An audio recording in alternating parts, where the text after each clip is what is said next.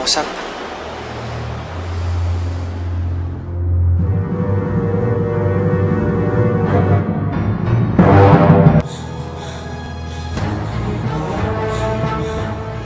Wait, throat cancer? Oo. Mawawala na yung boses niya. Masaklap pa doon. Terminal yung condition niya. Oh my God. So sorry to hear that, kid. Darling, sorry ah. Siya lang yung pamilya ko eh. Kaya nung hiniling niya na huwag akong makipagkita sa'yo, pumayag ako. Darling, hindi ko siya matanggihan. Sorry kung hindi ko na nagagawa yung tulad na ginagawa ko dati. Sakit lang kasi kung kailan nagiging okay na tayo, saka naman ako papaalam sa'yo.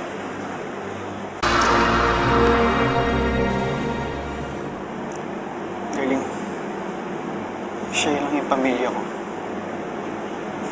Kaya this time, pagbibigyan ko siya.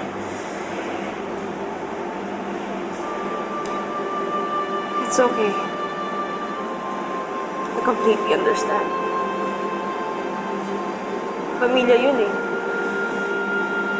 At sa lahat ng bagay, kailangan unahin palagi yung pamilya. Si Ate Celine, hindi pa rin namin naahanap. Balitaan ko nga. Sana mahanap niya sa Ate Celine. Sorry hindi na ako makakatulong. It's okay. You don't have to explain. I'm sorry kung hindi kita madamayan. Lalayo na lang talaga ako. Kung yun ang gusto ng atin.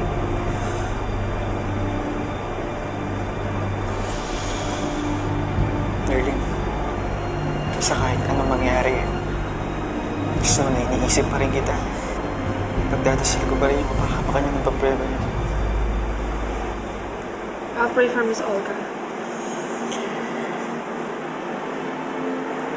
Pareho pala nasa pangalim ng mga ate natin.